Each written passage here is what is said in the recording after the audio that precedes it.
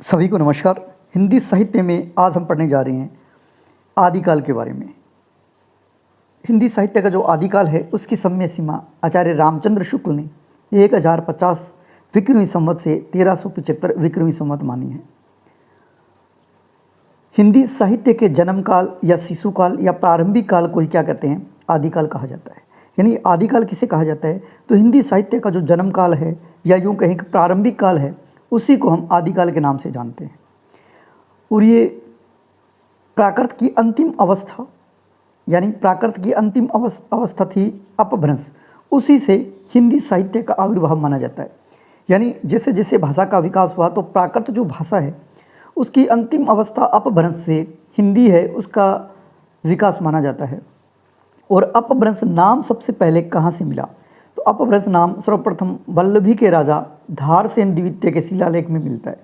तो आपको ये भी कंठस्थ करना है कि अपभ्रंश नाम है वो हमें कहाँ से मिला, वल्लभी के राजा धारसेन द्वितीय के शिलालेख में, जिसमें उसने अपने पिता गुहसेन जो कि विक्रमी संवत 650 के पहले को संस्कृत, प्राकृत और अपभ्रंश तीनों का कवि कहा है। यानी एक शिलालेख मिला है जिसमें उसके पिता गुहसेन है, उन्होंने संस्कृत, प्राकृत और अपभ्रंश तीनों का कवि कहा है उसके अंदर।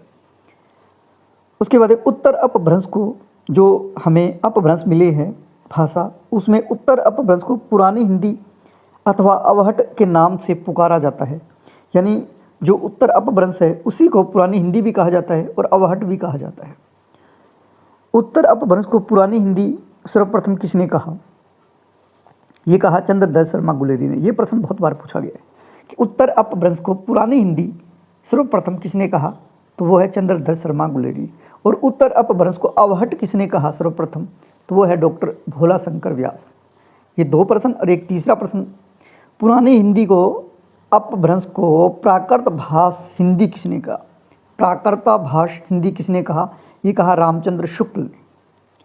देखिए, उत्तर अपभ्रंश को पुरानी हिंदी चंद्रधर शर्मा गुलेरी ने कहा और उत्तर अपभ्रंश को अवहट भोला शंकर व्यास ने कहा और पुरानी हिंदी अपभ्रंश को प्राकृता भाष हिंदी किसने कहा, आचार्य रामचंद्र शुक्ल ने।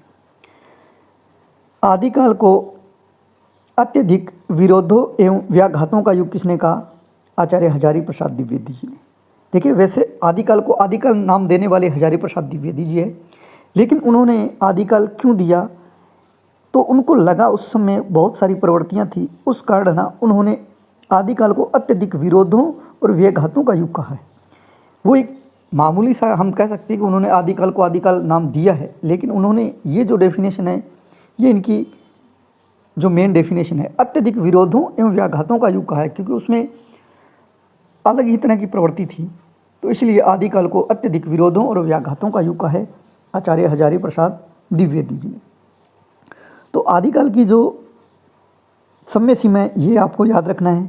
आचार्य रामचंद्र शुक्ल के अनुसार है 1050 से 1375 विक्रमी संवत जन्म काल है, उसी को आदिकाल कहते हैं। और आदिकाल है वो प्राकृत की अंतिम अवस्था अपभ्रंश से है ना, उसी से हिंदी का विकास हुआ है। और जो अपभ्रंश नाम है वो सबसे पहले मिला वल्लभी के राजा धारसेन द्वितीय के शिलालेख में।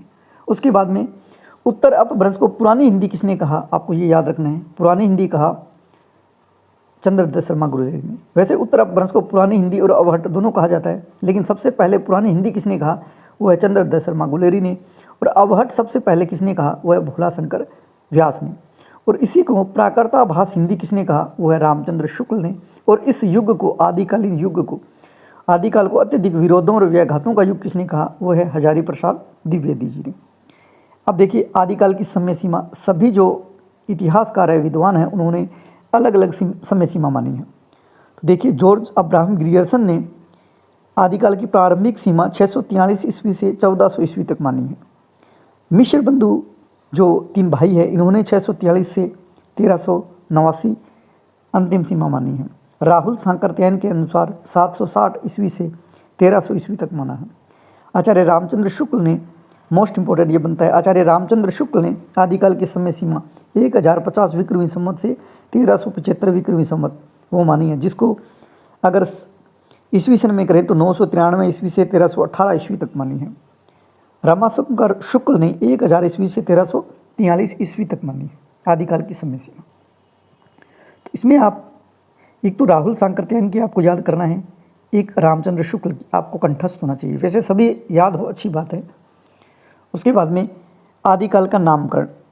देखिए, आदिकाल का नामकरण अलग अलग विद्वानों ने, अलग अलग इतिहासकारों ने आदिकाल को अनेक प्रवृत्ति के कारण अलग अलग नामों से जाना है। आदिकाल हजारी प्रसाद द्विवेदी जी ने आदिकाल को आदिकाल कहा। आदिकाल है, उसको आदिकाल सर्वप्रथम नाम देने वाले हैं आचार्य हजारी प्रसाद द्विवेदी जी, जो कि सर्वमान्य मत है और यही मत है वो सर्वाधिक प्रचलित मत है। आदिकाल का सर्वप्रथम नामकरण करने वाले विद्वान है ग्रियर्सन ने, और ग्रियर्सन ने आदिकाल को चारणकाल कहा। देखो, आदिकाल को सर्वप्रथम आदिकाल नाम देने वाले कौन है? वो तो है आचार्य हजारी प्रसाद द्विवेदी, जो कि सर्वमान्य मत है। लेकिन आदिकाल का सर्वप्रथम नामकरण करने वाले हैं वो है ग्रियर्सन, जिन्होंने चारणकाल कहा। तो आदिकाल को चारणकाल किसने कहा? वो है ग्रियर्सन ने। वीर गाथा काल आचार्य रामचंद्र शुक्ल ने कहा, क्योंकि उस समय जो रचनाएं लिखी गई वो वीर रस से परिपूर्ण थी, इसलिए आदिकाल को आचार्य रामचंद्र शुक्ल ने वीर गाथा काल कहा। वीर गाथा युग ये कहा श्याम सुंदर दास ने। देखिए, अब इनको याद रखना है, वीर गाथा काल यह आचार्य रामचंद्र शुक्ल ने, वीर गाथा युग आचार्य श्याम सुंदर दास ने। वीर गाथा है, युग वो है श्याम सुंदर दास। वीर काल विश्वनाथ प्रसाद मिश्र ने। संधिकाल कहने वाले आदिकाल को, संधिकाल और चारणकाल राम कुमार वर्मा ने। और वैसे चारणकाल किसने कहा? ग्रियर्सन ने, जो हम पहले नहीं पढ़े हैं। सिद्ध सामंत काल राहुल सांकृत्यायन ने। आपको लगभग कंठस्थ होगा, क्योंकि हिंदी साहित्य अगर आप पढ़ रहे हो तो ये चीज़ें आपको कंठस्थ होगी पहले से भी, फिर भी एक दो बार हम रिपीट करेंगे तो और अच्छी तरह से याद हो जाएगी। संधिकाल राम कुमार वर्मा ने और चारणकाल ग्रियर्सन ने। सिद्ध सामंत काल आदिकाल को राहुल सांकृत्यायन ने कहा, और बीज वपन काल महावीर प्रसाद द्विवेदी जी ने कहा।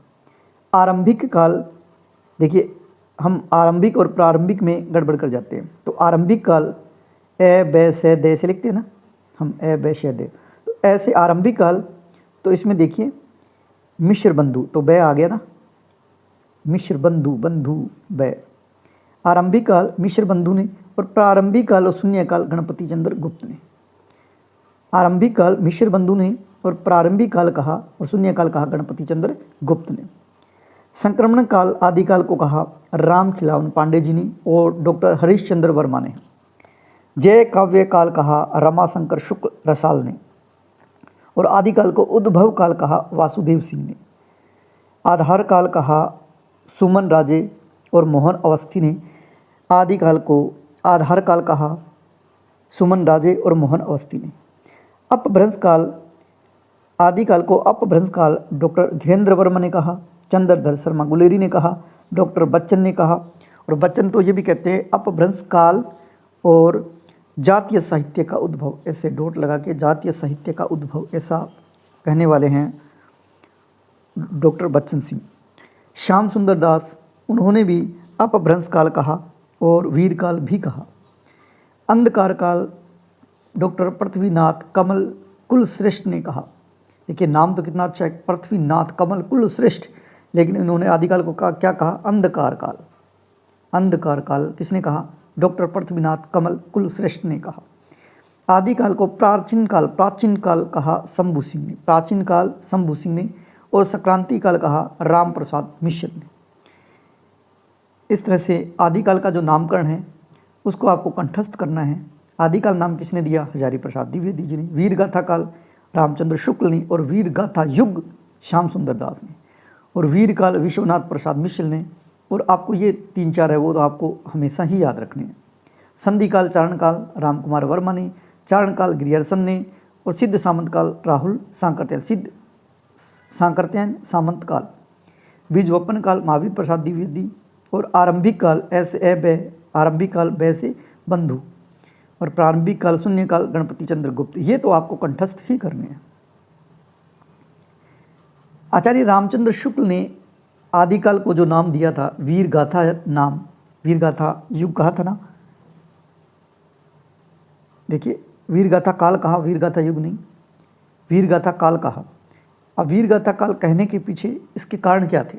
आचार्य रामचंद्र शुक्ल ने आदिकाल को वीर गाथा काल कहा 12 ग्रंथों के आधार पर 12 ग्रंथ उन्होंने देखे, उनमें से रासो काव्य थे 6, जिसमें वीर रस की रचनाएं हैं, इसलिए आदिकाल को वीर गाथा काल कहा। जिसमें से अपभ्रंश की 4 रचनाएं मिली हैं और 8 रचनाएं हैं वो देश भाषा से मिली है। देखिए, अपभ्रंश से 4 जो ग्रंथ मिले हैं जिनके आधार पर उन्होंने आदिकाल को वीर गाथा काल कहा, तो इसमें कौन कौन सी है देखिए। तो जो पहले अपभ्रंश भाषा में लिखी गई 4 रचनाएं हैं वो हमीर रासो सारंगधर की, विजयपाल रासो नल सिंह की, कीर्तिलता और कीर्ति पताका है विद्यापति को। तो विद्यापति की 2 रचनाएं कीर्तिलता और कीर्ति पताका। तो अपभ्रंश भाषा में रचित है ये 4 रचनाएं। उसके बाद में देश भाषा में रचित 8 रचनाएं हैं, जिसमें खुमान रासो जो कि दलपत विजय की है, विशल देव रासो जो कि नरपति नालह की है, पृथ्वीराज रासो जो कि चंद्रबरदाई की है, परमाल रासो जगनिक की है, जयचंद प्रकाश भट्ट केदार, कहीं केदार भट्ट लिखा हुआ है, जय में जस चंद्रिका मधुकर भट्ट की है, खुसरो की पहलिया अमीर खुसरो की है, और विद्यापति के पदावली वो विद्यापति के। इस तरह से ये 12 ग्रंथ है जिनके आधार पर आचार्य रामचंद्र शुक्ल ने आदिकाल को वीर गाथा काल कहा। और वीर गाथा काल कहने में इन 12 ग्रंथों की महत्वपूर्ण भूमिका है। इन 12 ग्रंथों में 6 जो ग्रंथ है वो रासो काव्य के हैं और 6 अलग है। देखिए, पहले तो रासो काव्य 1, हमीर रासो, विजयपाल रासो 2, उसके बाद खुमान रासो 3, विशल देव रासो 4, पृथ्वीराज रासो 5 और परमाल रासो 6। तो ये 6 जो है वो रासो से संबंधित है। और रासो जो साहित्य है उसमें वीर रस की रचनाएं लिखी गई है। फिर भी इसमें से एक ऐसी रचना है जो वीर रस की नहीं है, जैसे विशल देव रासो। विशल देव रासो है वो वीर रस से परिपूर्ण नहीं है, इसमें वियोग श्रृंगार है, उसका वर्णन है।